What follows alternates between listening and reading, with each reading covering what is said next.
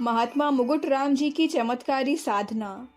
आध्यात्मिक उन्नति द्वारा किस प्रकार एक साधारण दिखलाई पड़ने वाला मनुष्य संसार की सब विभूतियों और शक्तियों का स्वामी बन जाता है, इसका परिचय हमारे मुंज सर बड़ौदा निवासी श्री मुकुट राम महाराज के चरित्र से मिलता है। उनको हुए अभी थोड़ा ही समय हुआ है। उनका जन्म सन 1930 में हुआ था।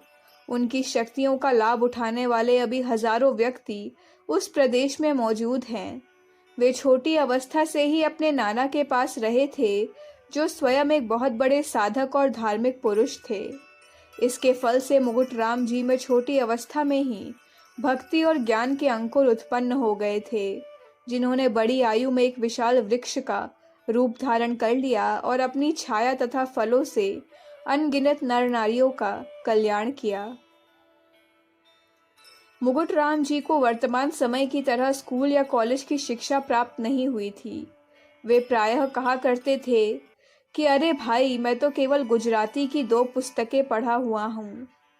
अगर नौकरी करनी पड़े तो मुझे कोई 10-12 रुपया से ज़्यादा तनख्वाह न देगा, पर भगवान के भजन और गायत्री के जप के प्रभाव से ही मुझे सब प्रकार की सफलता प्राप्त हो सकती है। वे बतलाया करते थे कि मैं रात भर नीचे की तरफ माथा और ऊपर पैर करके तथा पैरों को एक खूंटी से बांधकर शिव जी का भजन करता था और सुबह 3 से 4 बजे से लेकर 6 से 10 बजे तक गायत्री का जप करता था। कभी कभी लगातार 12 घंटे बैठकर जप ही करता रहता था। इस प्रकार की कठोर तपस्या और साधना का फल यह हुआ कि उनकी आंतरिक शक्तियां पूर्ण रूप से विकसित हो गईं और वे प्रतिदिन ऐसे कार्य करते रहते थे जिसको लोग चमत्कार ही मानते थे। जैसा हमने ऊपर लिखा है, मुकुट राम जी नाम मात्र को स्कूल की 2 पुस्तकें पढ़े थे, पर उनको अपने आप सब भाषाओं का ज्ञान हो गया था। एक दिन बड़ौदा के एक सरकारी अफसर आए, उनके साथ तेलंगी भाषा में बात करने लगे। फिर दूसरे व्यक्ति के साथ कर्नाटकी भाषा बोलने लगे। एक दिन कोई फकीर आया तो उसके साथ उर्दू में खूब बातचीत की। काम पड़ने पर अंग्रेजी भी बोल लेते थे। इतनी कम शिक्षा होने पर भी उनको समस्त शास्त्रों का ज्ञान था। उन्होंने कभी ज्योतिषी नहीं सीखी थी, पर वे हजारों मनुष्यों की कुंडली देखकर उनका ठीक ठाक फल बता देते थे। जिनके पास कुंडली न हो, उनकी आकृति तथा हाथ देखकर ही कुंडली तैयार कर देते थे। स्वर शास्त्र के वे पूरे जानकार थे और कहते थे कि इसके द्वारा विश्व की समस्त बातों का पता लग सकता है। उन्होंने बड़ौदा के पुलिस कमिश्नर श्री घाटगे की स्वर शास्त्र की 2-4 बातें बतला दी थी। उसके फल से एक भयंकर डाकू मीर खां को पकड़ते समय उनकी अद्भुत रीति से रक्षा हो जाती थी।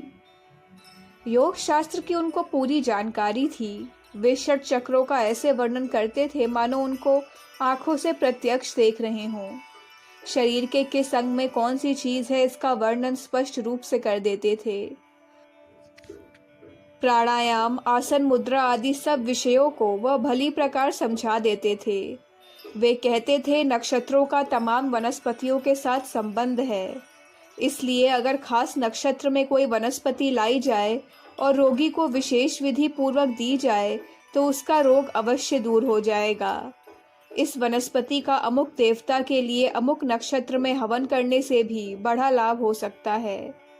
मंत्र शास्त्र के बड़े ज्ञाता थे और किस मंत्र का प्रयोग कहाँ करना यह बहुत अच्छी तरह जानते थे।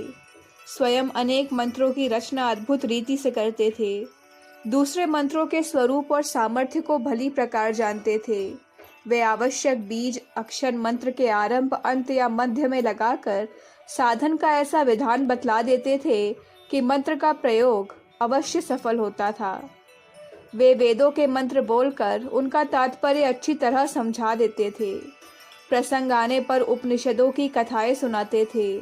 पुराण तो ऐसा लगता था कि उनको कंठस्थ ही है। जो पंडित जिस प्रसंग को लेकर उनके पास आता, वे उसी विषय के सब प्रकार के शास्त्रीय प्रमाण उसे सुना देते थे। अपनी जन्मजात आत्मशक्ति और गायत्री की असाधारण उपासना के बल से उनका वचन सिद्ध हो गया था। जो कुछ मुंह से निकल जाता वही सत्य हो जाता। उदाहरणार्थ, ब्राह्मण भोजन करने को बैठे और पानी बरसने लगा तो आप कहते कि वर्षा तो अभी बंद हो जाएगी, और वैसा ही हो जाता। जा, तेरा ज्वर अभी उतर जाएगा, यह कहते ही ज्वर दूर हो जाता। जा, भगवान तुझे पुत्र देगा, तो शीघ्र ही पुत्र का मुख दर्शन हो जाता। जाओ, महादेव पर 5.25 सेर दूध चढ़ाना, तुम्हारा दुख दूर हो जाएगा, तो वैसा ही होता। सांप के कांटे मनुष्य से कहते, जाओ तुम्हारा जहर उतर जाएगा, तो सांप के कांटे से लोग बच जाते। इस तरह असंख्य लोगों ने उनके वचन की सिद्धि से लाभ उठाया था। कभी किसी की रक्षा के लिए आवश्यकता पड़ जाती तो वे दूसरा शरीर धारण कर लेते थे। इसी प्रकार जंगल में नारायण स्वामी की शेर के आक्रमण से रक्षा की थी। पक्षी क्या बोल रहे हैं इसे वे भली प्रकार समझ जाते थे। वे कहते थे कि जब हम परावाड़ी में प्रवेश कर जाते हैं तो संसार के समस्त प्राणियों की बोलियां और भाषाएं समझ में आने लगती हैं। तब द्वारा उनको लक्ष्मी की भी सिद्धि हो गई थी। इसलिए बिना किसी से कुछ भी मांगे और पैसा रुपया का स्पर्श न करने पर भी वे राजाओं की तरह खर्च करते रहते थे। अपने जीवन में उन्होंने लाखों मनुष्यों को अन्नदान और दक्षिणा दी थी। राजाओं के से बड़े बड़े ब्रह्म भोज करते रहते थे, बड़े बड़े यज्ञ करते थे। अपने नाना और माता के मरने पर पास में पैसा न होते हुए भी उनकी क्रियाकर्म ऐसे धूमधाम से की कि जैसे कोई लखपति भी नहीं कर सकता। जो कोई अपने किसी मृत संबंधी से बातचीत करना चाहता तो वे उसकी आत्मा को तुरंत बुला देते और उससे स्पष्ट बातें करते हुए उसकी इच्छा पूछने वाले को बता देते थे। एक बार ईडर रियासत के मुंसिफ श्री चतुर्भुज माणकेश्वर भट्ट उनके पास आए और अपनी मृत पत्नी से बात करने की इच्छा प्रकट की। उन सज्जन को इस बात का पूरा विश्वास हो गया कि वास्तव में उनकी पत्नी की आत्मा ने आकर बातचीत की थी। भविष्य के विषय में वे प्रायः लोगों को पहले से बतला देते थे। दूसरों के मन की बात जानकर बिना कहे ही उसका उत्तर दे देना उनके लिए बिल्कुल साधारण बात थी। एक बार उनकी बातचीत एक डॉक्टर से हो रही थी जो पेरिस, फ्रांस होकर आया था। मुकुट राम जी ने अपने स्थान में बैठे हुए ही दूरदर्शन शक्ति द्वारा उसे पेरिस का सब हाल सुना दिया, जिसे डॉक्टर ने बिल्कुल ठीक बतलाया।